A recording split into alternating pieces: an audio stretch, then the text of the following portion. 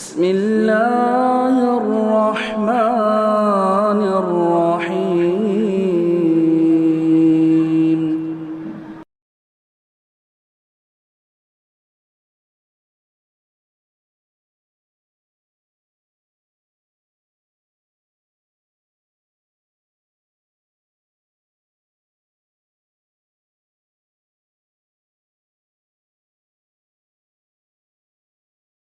बिस्मिल्लाहिर्रहमानिर्रहीम वबिही नस्तईन सुब्हानका ला इल्म लना इल्ला मा अल्लमतना इन्नका अंतल अलीमुल हकीम व सल्लल्लाहु अला रसूलिनल करीम व मन तबिअहु बिइहसान इला यौमिद्दीन। अऊज़ु बिल्लाहि मिनश शैतानिर रजीम बिस्मिल्लाहिर्रहमानिर्रहीम वमा अरसलना मिन क़ब्लिका मिन रसूलिन इल्ला नूही इलैहि अन्नहु ला इलाहा इल्ला अना फ़अबुदून। मोहतरम हाज़रीन, क़ब्ल इसके कि मैं आज के दर्स के सिलसिले को आगे बढ़ाऊं और अहलुस्सुन्ना वल जमाअह का 5वां उसूल ज़िक्र करूं, मैं एक मसला बयान करना चाहता हूं जिसकी तरफ हमारे पास एक भाई ने तवज्जो दिलाई और मैंने देखा कि हमारे पास बुज़ुर्ग और बतौर ख़ास कुछ नौजवान अल्लाह के रसूल सल्लल्लाहु अलैहि वसल्लम की एक अहम तालीम की तरफ तवज्जो नहीं देते। बाज़ सुन्नतें हमें भारी पड़ती है इसलिए कि वो हमें अपनी आदत, ख्वाहिश, फैशन या चलन के ख़िलाफ़ नज़र आती है। जैसे नौजवानों में एक बड़ी चीज़ है दाढ़ी। दाढ़ी के बारे में ये कहा जाता है कि वो सुन्नत है। सुन्नत नहीं है, सुन्नत से बढ़कर है, इस्लाम का शिआर है। सुन्नत बमाना तरीक़ा। जब ये कहा जाता है कि फ़लाँ चीज़ तमाम अम्बिया की सुन्नत है तो ये तरीक़ा के माना में होती है। अब उसमें कुछ चीज़ें फ़र्ज़ हो सकती हैं, कुछ शिआर हो सकती हैं, और उसके दर्जात हो सकते हैं। तो अहले इल्म ने कहा कि दाढ़ी सुन्नत बमाना तरीक़ा है, इसका हुक्म यह है कि ये शिआर है और फ़र्ज़ है।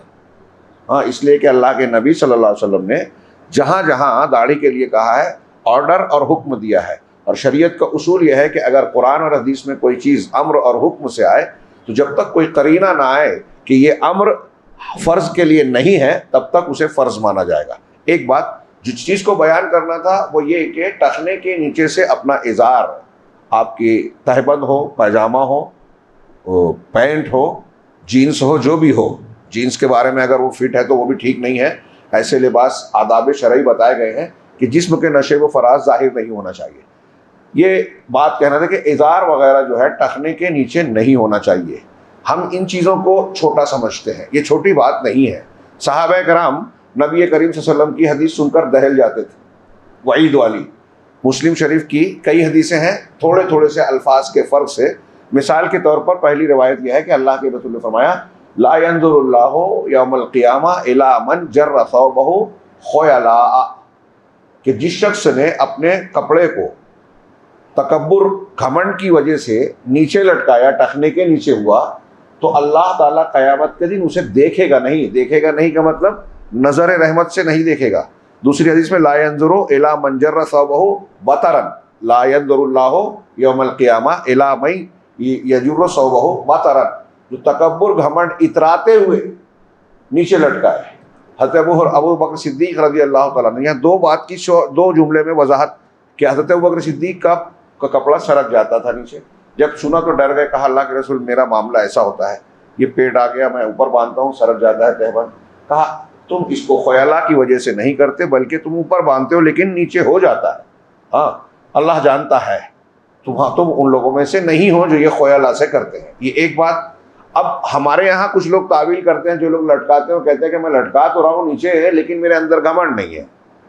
हज़रत आयशा सिद्दीक़ा रज़ी अल्लाह तआला अन्हा, वही सिद्दीक़ अकबर की बेटी उम्मुल मोमिनीन, उनसे किसी ने कहा कि मैं अगर लटकाऊँ और तकब्बुर ना करूँ, तो उन्होंने कहा कि अल्लाह ताला ने, अल्लाह के रसूल ने जब ये बात कही है तो इसका मतलब ये हुआ कि लटकाना खुद ख्याला है।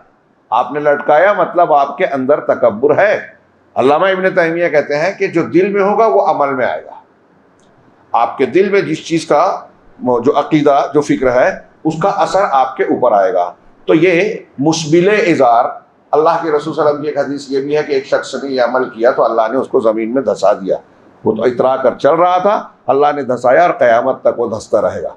ये तकब्बुर है। और तकब्बुर के बारे में शद्दाद बिन औस की हदीस आपने सुना कि ला यदखुलुल जन्नता मन काना फी क़ल्बिही मिस्क़ालु हब्बतिन मिन खरदल। हिल जाने वाली, दहल जाने वाली रिवायत है कि हम उसको हकीकी हल्की बात समझते हैं कि अल्लाह के रसूल सल्लल्लाहु अलैहि वसल्लम ने फरमाया कि वो शख्स जन्नत में नहीं जाएगा जिसके दिल में राई के दाने के बराबर भी तकब्बुर हो। सहाबा ने कहा कि एक आदमी ये पसंद करता है कि उसका कपड़ा अच्छा हो, उसका जूता और लिबास अच्छा हो, तो क्या ये भी तकब्बुर है? अल्लाह के रसूल ने फरमाया कि नहीं, इन्नल्लाह जमीलुन युहिब्बुल जमाल, अल्लाह खूबसूरत है, खूबसूरती को पसंद करता है। तकब्बुर यह है अल किब्रो गमतुन नास व बतरुल हक। तकब्बुर यह है कि लोगों को आप कमतर समझें और हक का इनकार कर दें। कोई हदीस सुन्नत रसूल की आ रही है, आप दीन की बात आ रही है, आप कहते नहीं मानूंगा, मेरी समझ में नहीं आता, आज के हालात के हिसाब से नहीं लगता, आप रद्द कर दें। अल्लाह के सामने कोई अपने आप को बड़ा बना रहे हो, अल्लाह से ज़्यादा आपको समझ रहा है, या लोगों को हकीर समझ रहे हो, अपने आप को बड़ा समझ रहे हो। एक बंदों के मुकाबले में अपने आप को बड़ा मानना, एक अल्लाह के हुक्म के सामने अपने आप को बड़ा मानना, एक ये तकब्बुर है। तो अल्लाह रब्बुल आलमीन हमको इस मरज़ से बचाए। आगे हम ये अहलुस सुन्ना वल जमाअह के उसूलों में से एक उसूल जो किताब में काफ़ी मुफस्सल है, मैं बहुत ही मुख्तसरन बयान करना चाह रहा हूँ, इसलिए कि आप बार बार सुनते हैं, लेकिन आप और हम बार बार सुनते हैं अपने हलकों में, अपनी मस्जिद में। मस्जिद से बाहर निकले जहाँ हमें जाके लोगों को बताना चाहिए, तो हम देखते हैं कि आलम इस्लाम में बहुत सारी जमातें, इस्लामी तंजीमें दीन का काम बज़ाहिर कर रही हैं, लेकिन उनके यहाँ जो कई इन्हिराफ जो फ़िक्र का, उसूल का है, साथ ही साथ एक बुनियादी गलती, उनकी कोताही, गफलत ये नज़र आती है कि नबी करीम सल्लल्लाहु अलैहि वसल्लम बल्कि तमाम अंबिया और कुरान का जो दावत का तरीक़ा है उसका लिहाज नहीं करते। किसी बुज़ुर्ग ने, किसी शख्स ने अपने इलाके में, अपने माहौल में दावत का एक तरीका शुरू किया, लोगों को वो पसंद आया, अच्छा लगा और उसी पर कारबंद है और खुशी से उसकी तरफ निस्बत भी करते हैं कि हम तो फ़लाँ मौलाना, हम तो फ़लाँ अल्लामा, हम तो फ़लाँ मुफ़क्किर के तरीके पे चल रहे हैं।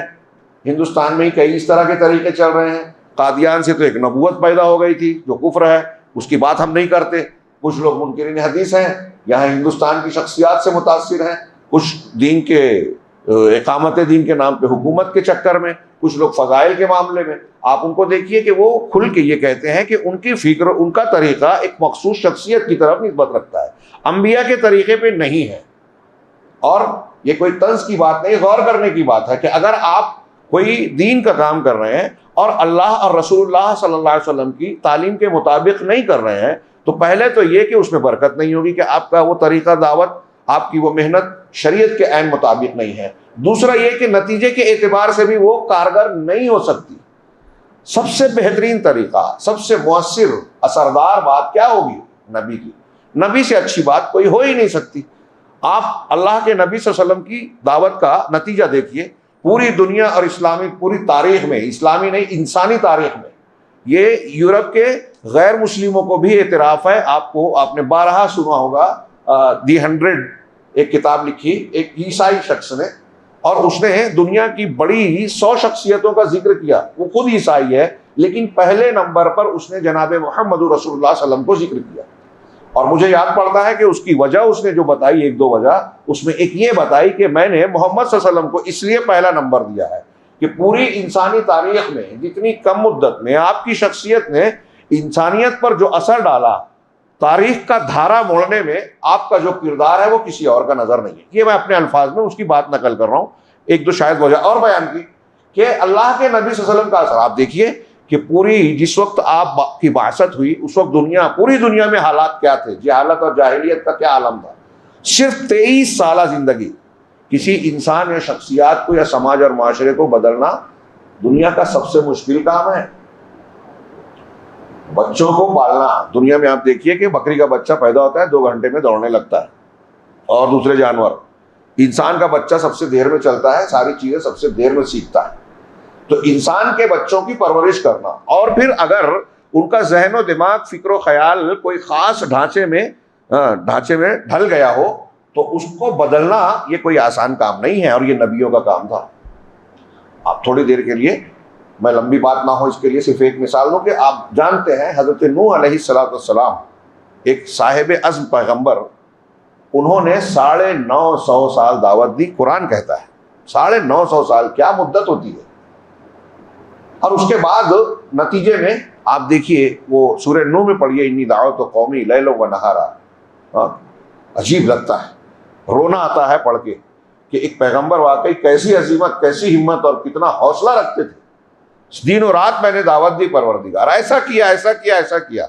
जब जब दावत देता तो मेरी कौम के लोग उंगलियां अपने कानों में डाल लेते, नहीं माना। 950 साल। मैं आप अक्सर गौर करता हूं, हम और आप 9.5 घंटा किसी पर मेहनत करें तो आपस में उकता जाते हैं, अरे उठो चलो। 9.5 महीना किसी पे मेहनत करें तो उसके बारे में फतवा दे देंगे, ये सुधरेगा नहीं। 950 साल क्या मुद्दत होती है, उसमें चंद लोग दावत कबूल कर रहे हैं। और ऐसे अंबिया की जो दावतें हैं, हज़रत यूनुस अलैहिस्सलाम की दावत भी 1000 साल से कुछ कम नहीं है लगभग। इस तरीके से आप देखिए तो नबी पाक जनाब मोहम्मद रसूलुल्लाह सल्लल्लाहु अलैहि वसल्लम की दावत सिर्फ 23 साल मुद्दत में, आपने पूरे मक्का और अरब की काया पलटी। और इस तरह पलटी के फिर वो सिलसिला चलता रहा। एक 30 साल की कलील मुद्दत में, खुलफाए राशिदीन के दौर में, दुनिया के 1/3 हिस्से से ज्यादा हिस्से पर मुसलमानों का कब्जा रहा। सिर्फ जमीन पर नहीं, दिलों पर भी। सिर्फ जमीनी फतूहात हासिल नहीं की, कल्बी, सकाफती और तहजीबी फतूहात भी हासिल की।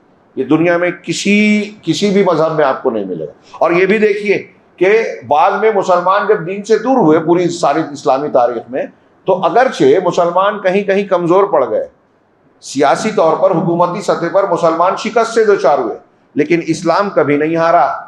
फिक्री, मजहबी और तहजीबी सतह पर आज की तारीख में भी मुसलमानों के खिलाफ क्या नहीं हो रहा है। कितने वेबसाइट, कितनी हुकूमतें, कितने दावत व तबलीग मुबल्लिगीन, कितनी शख्सियात लगी हैं, कितनी हुकूमतें लगी हैं, क्या नहीं हो रहा है। जहां से जो हो सकता है कर रहे हैं। लेकिन गैर मुस्लिम दुनिया में से किसी को ये यारा और हिम्मत और जुर्रत नहीं है कि इस्लाम का सामना बहैसियत तालीम के करे कि देखो इस्लाम ये कहता है, हमारा धर्म ये कहता है, हम मुकाबला करते हैं, ज्यादा बेहतर तालीम किसी, कोई नहीं, टिक ही नहीं सकता कोई। और उस पर शिकस्त खा रहे हैं इतनी मुखालफतों के बावजूद। पूरी दुनिया में सर्वे रिपोर्ट कहती है कि सबसे तेजी से फैलने वाला दीन इस्लाम है। सबसे तेजी से ये दीन इस्लाम जो फैल रहा है या फैला रहे हैं। यहाँ रुक के मैं कहना चाहता हूँ, हमारे इस उसूल की बुनियाद पे जो फजाइल पर मेहनत कर रहे हैं उनका नतीजा हरगिज नहीं हो सकता। सोने के आदाब, खाने के आदाब जो बताते हैं, ठीक है वो दीन है, हम मानते हैं, लेकिन दावत का वो तरीका नहीं है। जो लोग हुकूमत कायम करने की बात करते हैं, लिखा हुआ कुरान कुछ लोगों को दे के समझते हैं कि हमने दावत का काम कर दिया, वो नबी के तरीके पे नहीं कर रहे हैं अमल। नबी के तरीके पे वो लोग अमल कर रहे हैं जो इस उसूल को मानते हैं, नबियों की तरह उस पर अमल करने की कोशिश करते हैं। वो क्या है कि सबसे पहले तौहीद की तरफ दावत दी जाए। दावत की शुरुआत, दावत का फोकस, दावत का मरकज, यहां सिर्फ एक जुमला है, मैं 3 बातें कह रहा हूं। शुरुआत, फोकस, मरकज, पूरी तवज्जो और ताकत तौहीद पर लगाई जाए, क्योंकि इसके बगैर ना कोई दावत कामयाब हो सकती है और ना कोई इबादत दुरुस्त हो सकती है। ना कोई दावत कामयाब हो सकती है, ना कोई इबादत दुरुस्त हो सकती है। अब हमारे यहाँ ये जो दावतें चल रही हैं, इसमें तो मामला ये है कि एक आदमी अगर घर पे है, उसको मस्जिद लेके भी आ गए तो उसको बोल देते कि कुरान का तर्जुमे से मत पढ़ना, हदीस मत पढ़ना, गुमराह हो जाओगे।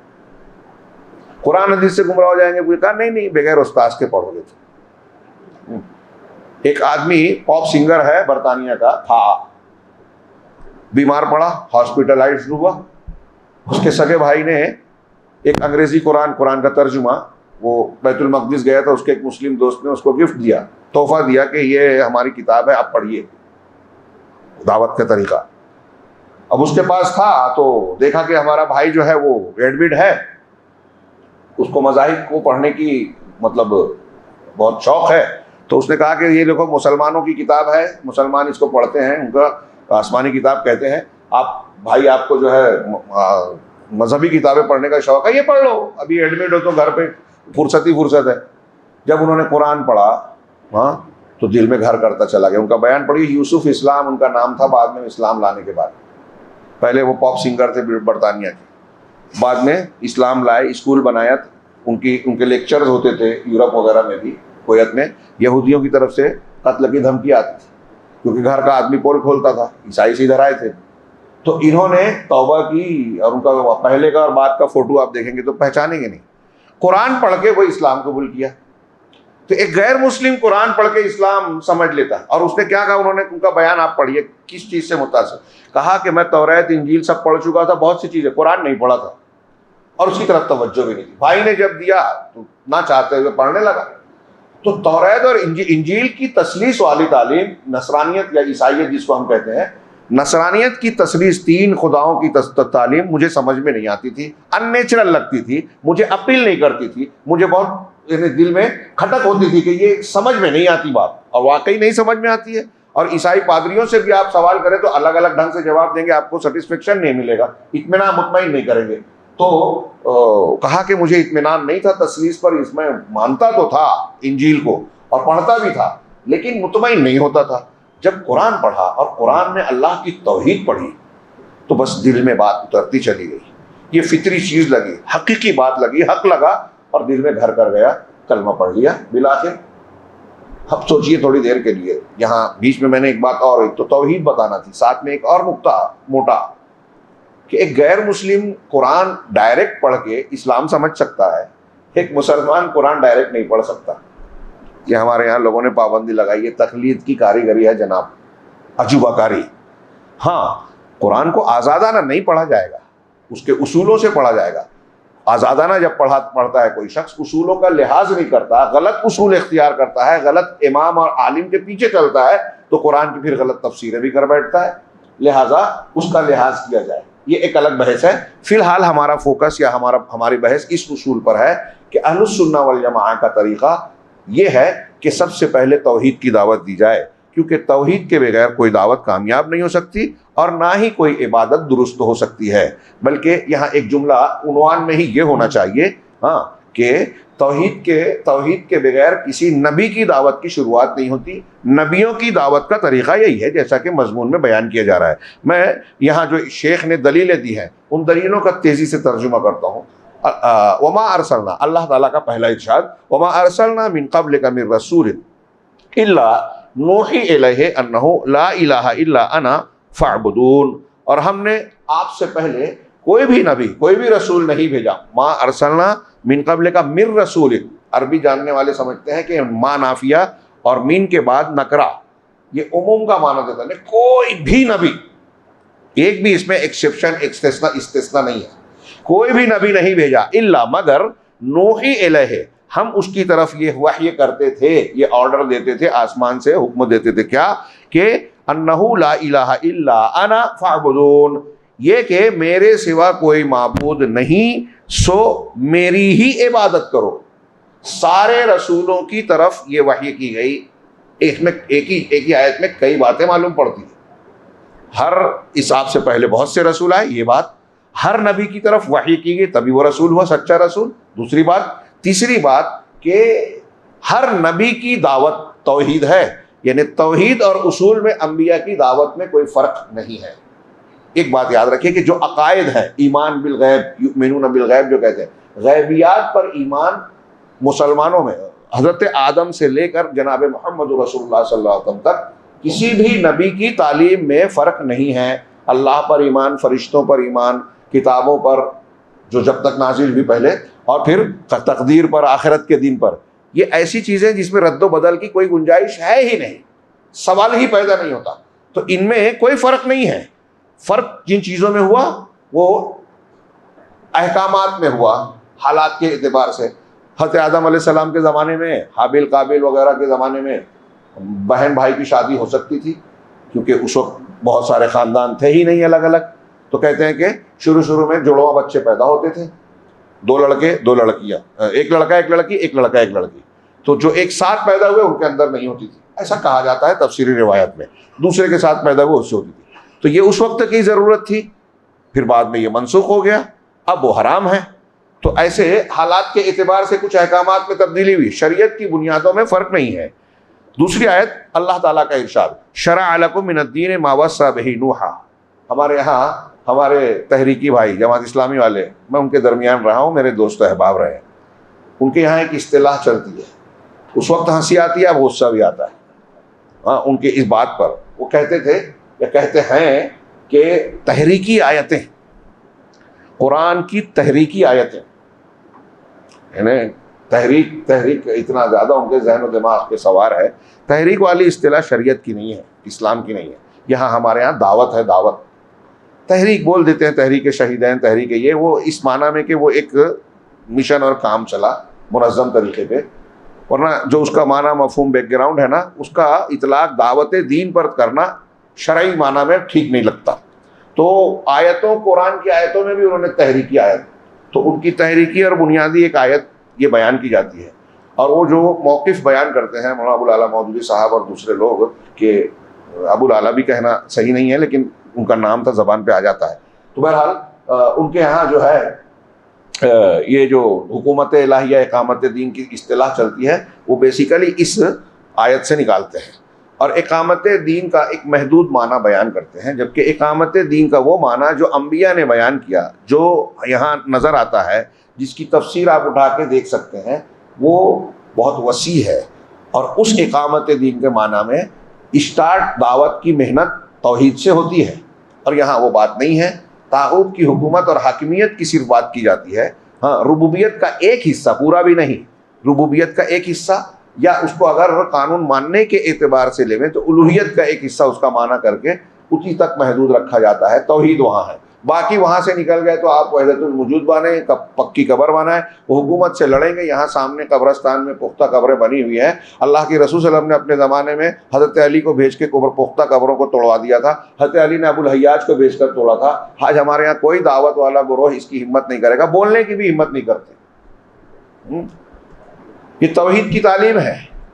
हाँ, जहाँ शिर्क हो, आज आप अरब उलमा को अगर हिंदुस्तान लाएंगे ना, हमारे साथ तजुर्बा हुआ है, तो वो हिंदुस्तान का जब माहौल देखते हैं, हनफी शाफई अहले हदीस झगड़ा देखते हैं, तो वो ये कहते हैं कि यहाँ शिर्क हो रहा है और आप लोग अभी ये झगड़ा कर रहे हो कि रफुल यदैन करना कि नहीं करना, हाँ, और आमीन तेज से बोलना नहीं बोलना। ठीक है, ये बाद में झगड़ना, पहले लड़ने वाली चीज़, अल्लाह के अजाब को दावत देने वाली चीज़ का खात्मा करो। सबसे पहले शिर्क का खात्मा करो।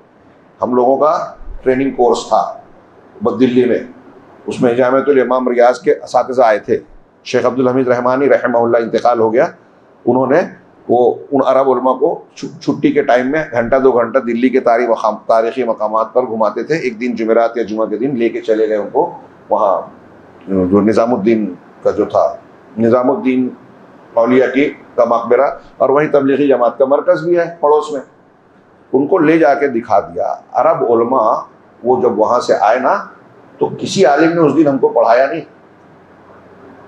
सब हैरत थे, हमसे कहने लगे कि आप लोग दूसरे मसाइल में क्यों उलझे हुए हो, आपके यहाँ शिर्क हो रहा है। बोले हम सुनते थे, एक उस्ताद ने कहा कि हम सऊदी अरब में रहते हुए सुनते थे कि मुसलमानों में अभी भी कुछ लोग हैं जो कब्रों को पूजते हैं, सजदा रुकू करते हैं। हमें यकीन नहीं आता था कि कोई मुसलमान आज भी ऐसा करेगा, जबकि कुरान हदीस की तालीम इतनी आम है। बोले हमें यकीन नहीं आता था, आज आंखों से देखा कल, तो कहा कि मैं तो हैरान रह गया, और इस पर और ज्यादा मुझे हैरानी हुई। ये उनकी बातें बता रहा हूं, अल्लाह के घर में जिम्मेदारी से, कोई झूठ, कोई निस्बत नहीं है बेला वजह की। उन्होंने कहा कि हमको हैरत और इस बात पे भी कि यहाँ शिर्क हो रहा है और उसके पड़ोस में तबलीगी जमात का मरकज है। बोले हम उस जमात को भी बहुत अच्छा समझते थे, लेकिन आपका मरकज है, आप वहाँ सारी एक्टिविटीज पूरी दुनिया में और पूरे मुल्क में फैला रहे हो, आपके पड़ोस में बगल में शिर्क अकबर हो रहा है, और वहाँ आप एक जुमला नहीं बोलते, कुछ नहीं कहते। ये उनके लिए बड़ी हैरत की बात थी, हम लोगों के लिए हैरत की बात नहीं है। अभी मैं कह रहा हूं तो बहुत से लोगों को शायद ताज्जुब हो कि हाँ, अरे ये तो सोचा ही नहीं था हमने। अभी हम यहाँ मस्जिद में तौहीद की बात कर रहे हैं, ये मस्जिद तौहीद है, नाम है, और यहाँ सामने पुख्ता कब्रें बने हैं। हमारे उलमा ने चैलेंज किया था, देवबंदी बरेलवी शिया, हिंदुस्तान इस्लामी तारीख में शिया वो वाहिद कौम है जिनके जरिए से दुनिया में इस्लामी तारीख में मुसलमानों में पुख्ता कब्रों का रिवाज हुआ। पुख्ता कब्रें शुरू जो हुई है इस्लामी तारीख में, शियों ने शुरू की, और आज हमारे यहाँ बरेलवी हजरात भी बनाते हैं। ये यहाँ बनी हुई है, बरेलवियों ने बनाया, शियों ने बनाया, मैं नहीं जानता, गालिबन बहरहाल सुन्नी दिखता है वो, अहले सुन्नत, सुन्नी मतलब शियों के मुकाबले में। वरना जिनको अहले सुन्नत आज हिंदुस्तान में कहा जाता है वो अहले सुन्नत है ही नहीं, वो बिदत करते हैं, तो अहले बिदत हुए। तो ये पुख्ता कब्रें बनी हुई है, शिर्क का ये मरकज़ है। और हम दावत और इस्लाम की बात करते हैं, दीन पर अमल करते हैं, नमाज पढ़ लिया, अपना अपना चले गए। अभी इस सबक में, चैप्टर में, अब वक्त ज़्यादा हो गया, मैं आज पूरा नहीं करता, कल इस पर बात करूँगा। अब शेख मोहम्मद अब्दुल वहाब रहमहुल्लाह की एक इबारत इन्होंने आगे नकल की है दलाइल के बाद, जिसमें बताया कि तौहीद की मुखालफत करने वाले कई तरह के लोग हैं। उनमें एक कैटेगरी ये भी बताई कि खुद अपना अमल कर रहे हैं, शिर्क हो रहा है तो शिर्क पर ना उनके पेशानी पे बल आता है, ना मुखालफत करते हैं, ना बुग़्ज़ करते हैं। ये भी आपकी तौहीद की मुखालफत है कि आपको शिर्क देखकर आपके पेशानी पे बल नहीं आता, आपके दिल में कुड़न नहीं होती कि अल्लाह के अलावा दूसरे की पूजा हो रही है। हमारा कुछ फ़र्ज़ बनता है, आप हाथ से नहीं कर सकते तो ज़बान से नहीं कर सकते तो कम से कम नफरत का इजहार तो कीजिए। आप नहीं कर सकते, जो कर रहा है उसको ताकत तो दीजिए, उसकी टांग खींचते हैं आप। जो आलिम है उसकी अगर कोई गलती निकल गई तो वो जो दावत का काम कर रहा है सारी के सारी पे पानी फेर के आप उसकी टांग खींचेंगे। ये मैं आपकी बात सिर्फ एक दो की नहीं कर रहा हूँ, एक मजमूई मिजाज जो मुसलमानों का बना हुआ है। किस चीज़ की तरजीह, अभी आगे इसके बाद जो जो उसूल आने वाला है, छठे पांचवें के बाद छठा, दोनों एक दूसरे से जुड़े हैं। तो मुसलमान किसे तरजीह देवे। हाँ, कल बात आई थी ना, मैंने बयान किया था कि खैरुल खैरैन शर्रुल शर्रैन रात के दर्स में।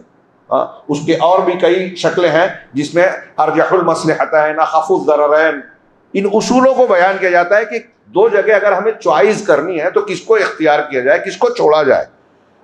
ये बहुत अहम उसूल है और कुरान और हदीस की 50 दलीलों से ये उसूल निकलता है। 50 कह रहा हूँ, जो कम है, ज़्यादा इससे।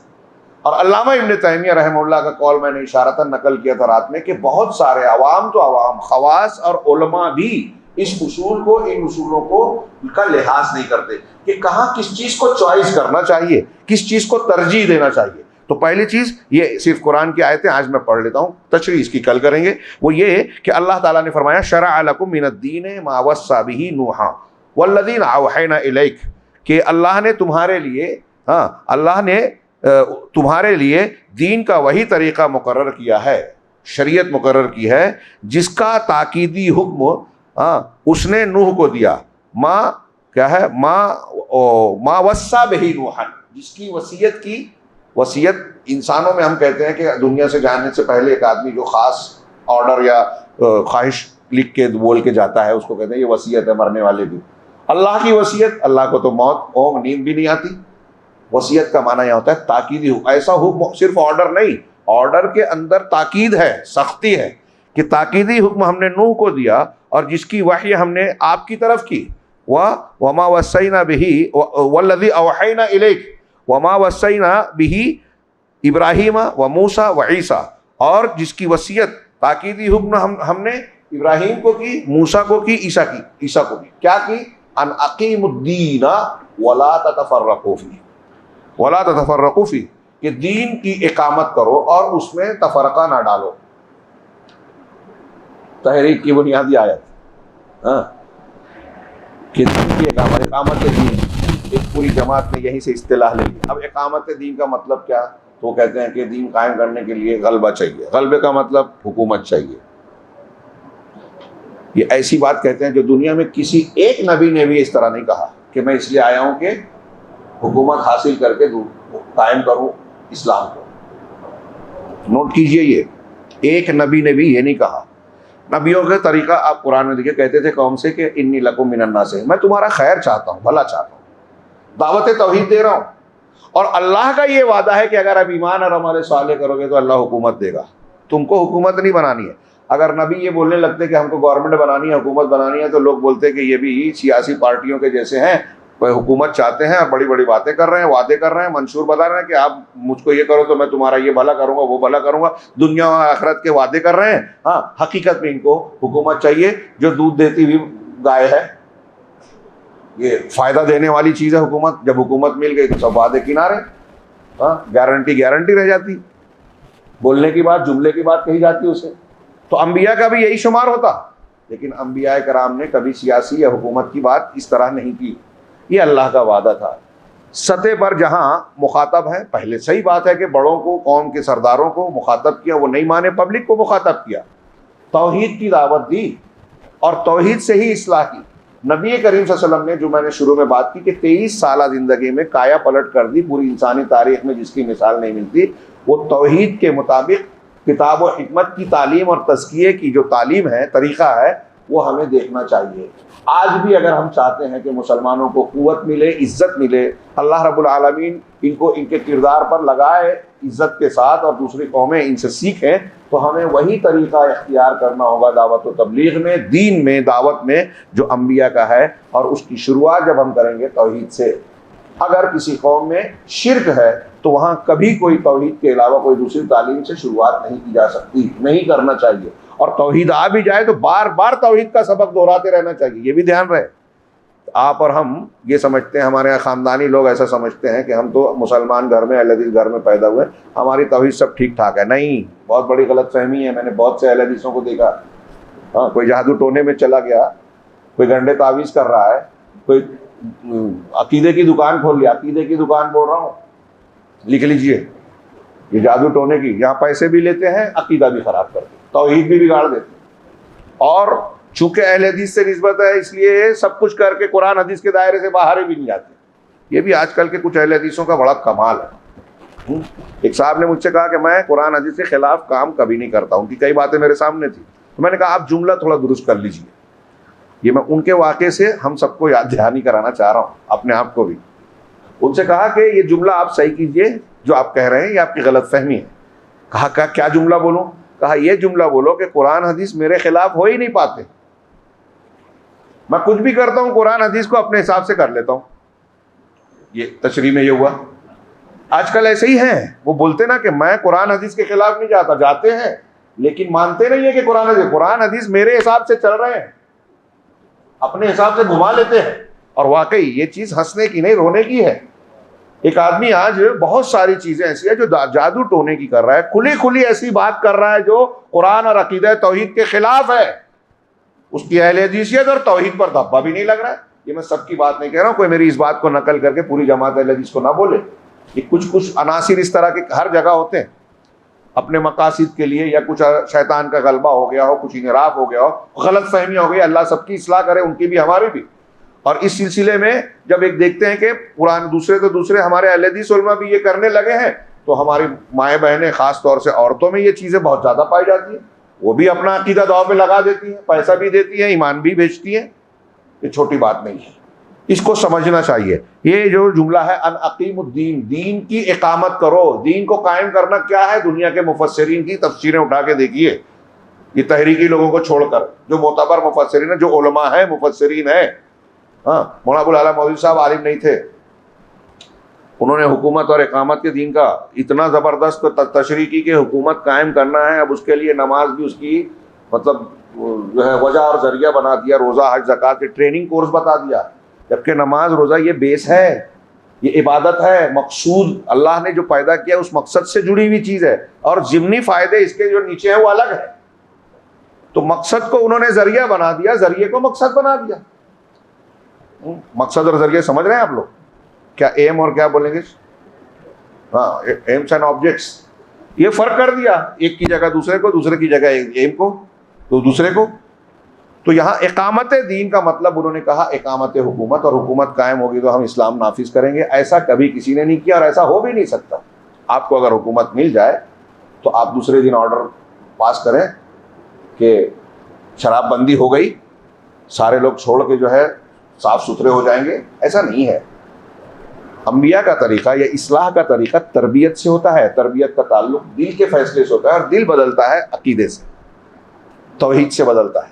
जब आप तौहीद पर अल्लाह का की अज़मत, अल्लाह का डर, अल्लाह से उम्मीद दिल में पैदा करेंगे, और उसके बाद बोलेंगे शराब हराम हो गया तो मुंह की फेंक देगा आदमी, जामो सबूल लुढ़ा देगा। सहाबा कराम की मिसाल, ये कोई सिर्फ थ्योरिकल बात नहीं है कि ज़बान से कही और कागज़ पे लिखी हुई अक़वाम मुत्तहिदा के कवानीन की तरह। ये प्रैक्टिकल ज़मीन पर इस तरह के वाक़यात हुए हैं, इसका मुशाहिदा दुनिया ने किया है। तो दीन को कायम करो। कैसे? अद्दीन वो दीन जो तौहीद की बुनियाद पर है। और यहाँ कहते हैं कि दीन कायम करो और उसमें फ़िरका ना बनो का मतलब ये है कि आपकी जमातें हनफी, शाफ़ी, मालिकी, शिया, सुन्नी, मुर्जिया, जहमिया, कदरिया सब एक हो जाओ। हाँ, यानी गू, मूत, दूध, शहद सब मिला लो और फिर मिला के जो है उसको कोई नाम दे दो खाना, वो दीन है? दीन नहीं है। शिरके अकबर जिस दीन में आ गया वो दीन रहा ही नहीं। दुनिया का कोई नबी शिरके असगर के साथ भी दीन को नहीं कबूल करता, तो शिरके अकबर को क्या? ऐसे दीन को कायम करना जिसमें शिरक हो। और ये उन्वान बन गया। अब ये वाकई जो मैं कह रहा हूँ ना, आलम इस्लाम में लोग कह रहे हैं और गलत नहीं कह रहे हैं कि इस तहरीकी मिजाज के लोगों ने ये सिर्फ उन्वान बना लिया, मैनिफेस्टो और दिखावे की चीज़ कि ये कुरान पर हम अमल करेंगे, फलां पे अमल करेंगे। इनको हकीकत में कुर्सी चाहिए।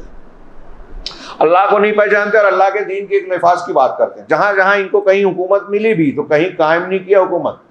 इनकी बड़ी बड़ी शख्सियात ने खुल खुल के कहा। यूसुफ अल-करदावी ने कहा कि दीन के नफाज से ज़्यादा अहमियत हुकूक इंसानी है, जमहूरियत है। ऑन रिकॉर्ड है ये अल जज़ायर के अल जज़ीरा के इंटरव्यू में यूसुफ अल-करदावी साहब ने कहा, मैंने अपने बहुत दुरूस में इसको जिक्र किया है। और इस्माइल शत्ता और ऐसे कई लोग हैं जो जमहूरियत को ज़्यादा अहम बोलते हैं, नाम करते कहते हैं इस्लामी हुकूमत के क़याम का। इल्ज़ाम देते हैं कि अहले हदीस जो है तौहीद नहीं फैला रहे। एक साहब बता रहे थे कल तौहीद रुबूबियत तो अहले हदीसों को बता रहे हैं। रूए ज़मीन पर इस जमात से बढ़कर, इस जमात से बेहतर आज भी तौहीद की नुमाइंदगी कोई नहीं करता। अल्लाह रब्बुल आलमीन इस पर फ़ख्र ना दे, कायम रखे, इस पे इखलास के साथ कायम रखे। ये कोई मामूली बात नहीं है, ये हम नबियों का तरीका है। तो अल्लाह ने कहा दीन को कायम करो और उसमें वो जो है फ़िरका फ़िरका ना हो जाओ।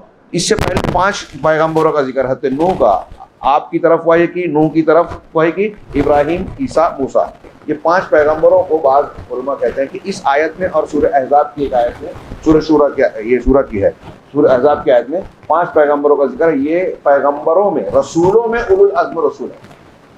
सबसे इंसानों में सबसे आला तबका। अकीदे की एक चीज़ सिर्फ मालूमात के लिए नौजवान याद रखें, सारे इंसानों में सबसे ऊंचा दर्जा अंबिया का है। कोई नबी से ऊंचा किसी वली को माने काफिर हो जाएगा। सबसे ऊंचा दर्जा अंबिया का। अंबिया में रसूलों का दर्जा उनसे ऊंचा। रसूलों में 313 बोलते हैं, हाँ, अंबिया में। और रसूलों में उलुल अज़्म रसूल का दर्जा सबसे ऊंचा, जो राजिह कौल के मुताबिक ये 5 है, जिनका नाम इस आयत में और एक और आयत में है। हाँ, हज़रत नूह, हज़रत इब्राहीम, हज़रत मूसा, हज़रत ईसा और जनाब मोहम्मद रसूल। इन 5 में खलीलैन, 2 खलील का दर्जा ऊंचा है, हज़रत इब्राहीम और जनाब मोहम्मद रसूल। खलीलैन में खातमुन नबीयीन का दर्जा सबसे ऊंचा है, जनाब मोहम्मद रसूल सल्लल्लाहु अलैहि वसल्लम। ये दर्जात हैं जो मैंने लक़ब बताया, उस बुनियाद पे ये अल्लाह ने मकाम और मनसब दिया। हाँ, हम रसूलों में तफरीक नहीं करते का मतलब एक पर ईमान लाए दूसरे को इनकार किए, ये नहीं कर सकते। दर्जात जो कुरान और हदीस ने मुकर्रर किया, किसी एक की तारीफ इस अंदाज में करना जायज़ नहीं है कि दूसरे की बेइज्जती हो, जैसा कि हमारे यहाँ लोग करते हैं। तो बहरहाल ये अंबिया से मुतालिक बातें कही। तो ये उलुल अज़्म रसूलों की तरफ हमने वही की कि दीन कायम करो। अब उन्होंने दीन कायम किया कि नहीं किया? मौलाना मौदूदी साहब, सैयद कुतुब साहब की तहरीरें आप पढ़ेंगे, ये मैं उनकी तनकीस के लिए नहीं, आपको आगाह करने के लिए, नौजवानों को आगाह करने के लिए बोल रहा हूँ।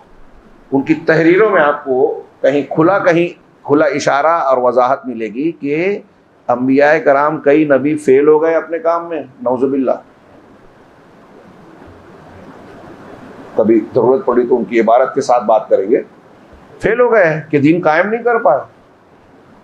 मौलवी कहते हैं कि बाज़ अंबिया ऐसे थे कि करीब था कि वो अपने मिशन में कामयाब हो जाते, हुकूमत कायम नहीं कर पाए ना, इसलिए कामयाब नहीं हुए। इन्ना लिल्लाहि व इन्ना इलैहि राजिऊन। दीन को गालिब करना, उलमा ने लिखा, कुरान में जो ये इस्तिलाह है, ये गलबा हुकूमत और सियादत के एतबार से सिर्फ नहीं है, बुनियादी तौर से गलबा दलाइल और हुज्जत के साथ होता है। और हर नबी ने जब दावत दी तो सामने वाले को कोई मौका नहीं रहा ये कहने का कि आप गलत कह रहे हैं, आपकी बात की दलील नहीं है। चुप होना पड़ा, माने ना माने, लेकिन रद्द नहीं कर सकते नबी की बात। मुकाबला, जैसे आज इस्लाम और मुसलमानों के खिलाफ बहुत साजिश है, लेकिन दुनिया के अंदर ये ताकत नहीं है कि कुरान और हदीस की एक बात को गलत साबित कर दे। इतराज करते हैं, बहस करते हैं, साबित कोई नहीं कर पाता। और जब डिबेट होता है, डिबेट होगा तो उनको सर झुकाना पड़ा। साइंस से ये चीज़ नहीं समझ में आती, फला से ये चीज़ समझ, ऐसी कुछ चीज़ों के बारे में कहा गया। कुछ सालों बाद जब तहकीकात आगे बढ़ी तो साइंस को घुटना टेकना पड़ा और मानना पड़ा कि कुरान की बात सच्ची है, हमने जो उस पर इतराज़ किया था गलत निकला। ये कोई मामूली बात नहीं है। तो तो खैर बात तो फिर से समेटूं कि तमाम अंबिया को ये दीन की इकामत का हुक्म दिया गया और फ़िरका ना होने का। उन अंबिया कराम की दावत, उलुल अज़्म रसूलों की दावत क्या थी? कबुरा अलल मुशरिकीन मा तदऊहुम इलैह अल्लाह यज्तबी इलैहि मन यशा व यहदी इलैहि मन युनीब। कह रहे हैं कि मुशरिकीन पर ये बहुत बहुत भारी बात है, मुशरिकीन पर वो बात भारी है जिसकी तो तरफ आप उन्हें दावत दे रहे हैं। अल्लाह अपनी तरफ चुन लेता है जिसे चाहता है और अपने रास्ते की और अपनी तरफ रास्ता उसे देता है जो रुजू करे। यानी यहाँ अगला जुमला क्या बता रहे हैं कि दीन की इकामत करनी है, और दीन की इकामत करने के रास्ते में आप लोगों को आपकी क्या बात उनको बुरी लग रही है? उनको ये बुरी लग रही है कि आप तौहीद की तरफ दावत दे रहे हैं, उनका शिर्क रद्द कर रहे हैं, उनके बाप दादा का दीन रद्द हो रहा है। तो अंबिया के दीन के कायम करने का रास्ता क्या है? तौहीद। तौहीद की दावत देना, यहाँ से शुरुआत करना, इसी पे फोकस करना। ये बात कुछ तमहीदी बातों की वजह से फैल गई और बहुत अहम उसूल है, और अगला उसूल इससे जुड़ा हुआ है। कल इसे और उसे जोड़कर इंशाअल्लाह कल के दर्स में हम गुफ्तगू करेंगे। अल्लाह रब्बुल आलमीन हमें दीन की सही फ़हम और उस पर अमल करने की तौफ़ीक़ अता फ़रमाए और दुनिया और आखिरत में कामयाबी से नवाजे। व आखिरु दावाना अनिल हम्दुलिल्लाहि रब्बिल आलमीन व सल्लल्लाहु अला नबिय्यिना।